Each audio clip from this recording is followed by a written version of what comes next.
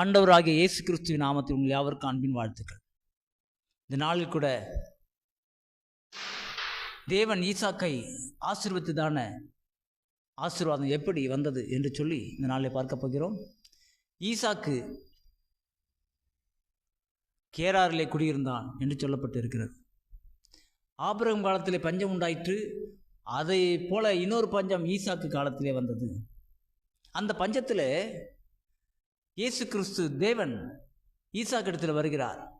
மகனே கலங்காதே, பஞ்ச காலத்தில் நான் சொல்கிறது கேளு, நீ எகிப்துக்கு போகாத, இங்கே இரு, நான் உன்னை ஆசீர்வதிப்பேன்னு சொல்லி இந்த தேசமெல்லாம் உனக்கு தரேன், சொந்தமாக தரேன்னு சொல்லி ஆண்டவர் ஈசாக்கை ஆசீர்வதிக்கிறார்.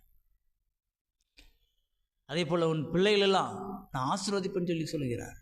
இந்த ஆசீர்வாதத்தை அவன் விசுவாசித்தான். அவன் சிந்தனைக்குள்ளாக ஆத்மாவுக்குள்ளாக அந்த ஆசீர்வாதத்தை கொண்டு போய் விட்டான். கொண்டு போனதுனால அவனுடைய மனது நிறைவாயிருந்தது.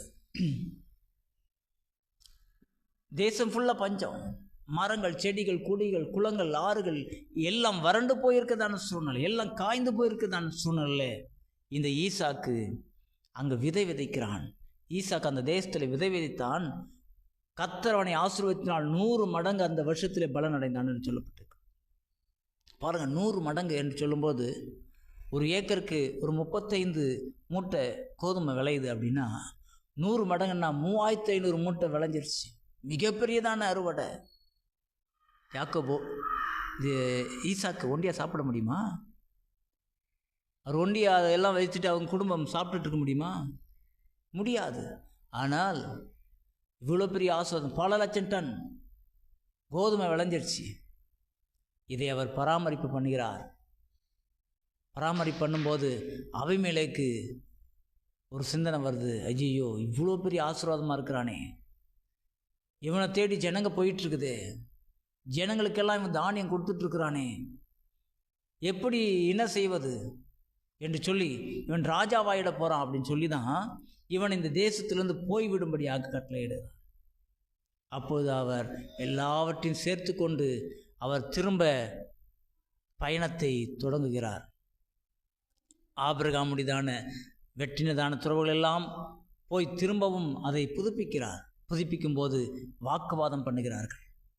இன்னும் ஏசேக்கு என்கிறதான ஒரு துறவு, சித்னா என்கிறதான துறவு, இவளை குறித்தும் வாக்குவாதம் பண்ணுகிறார்கள். முன்னேற விடாமல் தடுக்கிறார்கள். ஆனால் இந்த சூழ்நிலை எல்லாம் இந்த ஈசாக்கு மனம் தளராமல் தொடர்ந்து பயணித்து கொண்டிருக்கிறார். அவருடைய வாழ்க்கையில் பாருங்கள், அவர் விசுவாசிக்கிற மனிதனாக இருக்கிறார். தேவன் மீது நம்பிக்கை வைத்தவராக இருக்கிறார். பிறரை பார்த்து அவர் வாழவில்லை.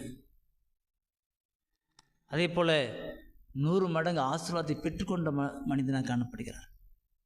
இந்த மனிதன் ராஜா இவனை அனுப்பிச்சிட்ட பிறகு அங்கே 3வதாக ஒரு துறவை வெட்டுகிறார். அந்த துறவுக்கு பேர் ரெகோபத். பெரிய ஆசீர்வாதம் கிடைத்திருக்கிறது. ராஜா ஒரு முறை அனுப்பிச்சிட்டாரு. அனுப்பிச்சிட்ட பிறகு திரும்பவும் இவர் ஒரு இடத்துல ஸ்டேபிள் ஆன பிறகு ராஜா திரும்பவும் வருகிறார். அபிமெலேக்கு வருகிறார். அவரோடு கூட சேனை தலைவனை கொண்டு வருகிறார். அவனோடு கூட இன்னொரு நண்பரை கொண்டு வருகிறார். எல்லாரையும் கொண்டு வந்து தேவன் நம்மை ஆசீர்வதித்திருக்கிறார், நீர் பெரியவர் அப்படின்னு சொல்லி ஒரு உடன்படிக்கை பண்ணும்படியாக வருகிறார். பிரியமானவர்களே, நம்ம ஆண்டு சொல்கிற வார்த்தைக்கு கீழ்ப்பிடிஞ்சோம்னா நமக்கு மிகப்பெரிய பலன் கிடைக்கும்.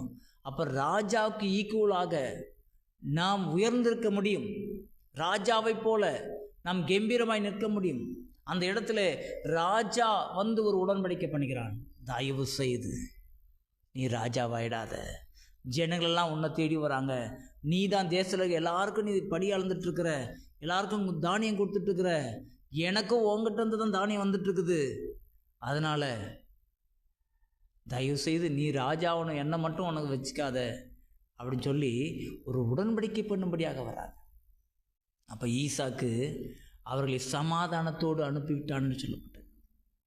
பிரியமானவர்களே, ஒரு சாதாரணமான மனிதன், ஒரு அந்த இடத்துல பஞ்சம் பிழைக்க போனதான ஒரு மனிதன், அந்த இடத்துல அவன் விசுவாசத்தினால மிகப்பெரியதான பலனை அடைந்த போது ராஜா சரண்டர் ஆகிறான். வந்து அவனுடைய மேன்மையெல்லாம் விட்டுட்டு வந்து ஈசாக்கிடத்தில் வந்து சரண்டர் ஆகிறார். அப்போது அவரை சமாதானத்தோடு அனுப்பிவிட்டான்னு சொல்லப்பட்டிருக்க விஷயம் என்னென்னா, இவரை போட்டு தள்ளிட்டா அந்த இடத்துல இவர் ராஜாவாயிடலாம் ஈசாக்கு. ஆனால் அந்த உடன்படிக்கையின் அர்த்தத்தை புரிந்து கொண்டார்கள். இவர் ராஜாவாக வேண்டுவதான எண்ணம் இல்லை. இவரை கொண்டு அநேக மக்களை, அந்த தேசத்திற்குதான மக்களுக்கெல்லாம் உணவு கொடுக்கும்படியாக ஆண்டுடைய திட்டம் இருந்தது.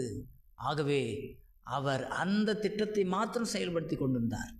அது மாத்திரமல்ல, ஏன் இவ்வளோ பெரிய ஆசீர்வாதங்கள் அவருக்கு கிடைத்தது அப்படின்னு சொல்லும்போது, அவர் தலைமுறைகளுக்குரியதான ஆசீர்வாதங்களை அவர் யோசித்து கொண்டிருந்தார். என் தலைமுறைகள் ஒருபோதும் பொருளாதாரத்தில் கஷ்டப்படக்கூடாது, என் தலைமுறைகள் எப்போதும் ஆசீர்வாதமாக இருக்க வேண்டும், அவர்கள் செழிப்பாக இருக்க வேண்டும், அவர்களை தேடி ஜனங்கள் வர வேண்டும். 100 தலைமுறைகளாக இருந்தாலும் அவர்கள் எல்லாரும் ஆசீர்வாதமாகவே இருக்க வேண்டும். அதற்கான திட்டங்கள் தேவன் தருகிறார், நான் அதை செயல்படுத்துவேன் என்று சொல்லி அவர் செயல்படுத்தினார். நீங்கள் உங்கள் வாழ்க்கையில் தேவனுடைய திட்டங்களை செயல்படுத்த விரும்புகிறீர்கள் என்று சொன்னால், நீங்கள் இருந்ததான அந்த சூழ்நிலையிலிருந்து ஆண்டவர் ஒரே வருஷத்தில் மிக உன்னதமான சூழ்நிலைக்கு, ஆசீர்வாதமான சூழ்நிலைக்கு, செழிப்பான சூழ்நிலைக்கு, மிக மகிமையான சூழ்நிலைக்கு, ராஜா வந்து உங்களோடு கூட ஒப்புரவாகக்கூடிய சூழ்நிலைக்கு ஆண்டவர் உங்களை மாற்றுவார். நீங்கள் ஒருபோதும் கவலைப்பட வேண்டியதில்லை, ஒருபோதும் வறுமை குறித்து யோசிக்க வேண்டியதில்லை. உங்கள் கைகளில் இருக்கிறதான அந்த தானியத்தை விதைத்தது, ஈசாக்கு விதைத்தது போல நீங்களும் விதையுங்கள். நீங்களும் ஆசீர்வதிக்கப்படுவீர்கள். நீங்களும் தேவனுக்காக கொடுக்கிறவர்களாய் மாறுங்கள். நீங்களும் ஆசீர்வதிக்கப்படுவீர்கள். உங்கள் பகுதியில் நீங்கள் எந்த அளவுக்கு ஒரு பிஸ்னஸாக இருந்தாலும் எதாக இருந்தாலும் நீங்கள் ஃபீல்ட் ஒர்க் பண்ணி பாருங்கள். இந்த ஈசாக்கு ஆசீர்வதிக்கப்பட்ட இன்னொரு விஷயம், அவனுக்கு ஆடு மேய்க்கிறதான வேலை தான். வேற ஒரு பிஸ்னஸ் அவனுக்கு தெரியாது. ஆனால் வேறொரு பிஸ்னஸை ஆண்டவர் கொடுக்கும் பொழுது அந்த பிஸ்னஸையும் என்ன செய்தார், எடுத்துக்கொண்டார். ஆடு மேய்ச்சிட்டு இருந்தோடனே விவசாயம் பண்ணும்படி சொல்கிறார். ஐயோ எனக்கு தெரியாது, என்னால் இதெல்லாம் செய்ய முடியாது, எனக்கு பழக்கம் இல்லை அப்படிலாம் சொல்லாமல் அந்த பிஸ்னஸை கையில் எடுத்து அதை செஞ்சு ஒன்றுமே தெரியாதவன் 100 மடங்கு ஆசீர்வாதத்தை பெற்றுக்கொள்கிறான். அல்லேலூயா. உங்கள் வாழ்க்கையிலையும் மிகப்பெரியதான ஆசீர்வாதத்தை பெற்றுக்கொள்வதற்கு உங்களுக்கு தெரியணும்னு அவசியம் இல்லை. எதை பற்றி ரிசர்ச் பண்ணியிருக்க வேண்டிய அவசியம் இல்லை. சொல்வதை செய்தால் போதும். கர்த்தர் சொல்லுகிறதை செய்தால் மிகப்பெரிய ஆசீர்வாதம் உங்களுக்காக உங்கள் அருகிலே, உங்கள் வாசற்படியிலே, உங்கள் சிந்தனை மண்டலத்தில், உங்கள் எண்ணங்களுக்குள்ளாகவே இருக்கிறது. நீங்கள் அதை பயன்படுத்துங்கள். மிகப்பெரிய ஆசீர்வாதத்தை பெற்றுக்கொள்வீர்கள். கர்த்தர் உங்களை ஆசீர்வதிப்பாராக. ஆமேன், ஆமேன். God plus.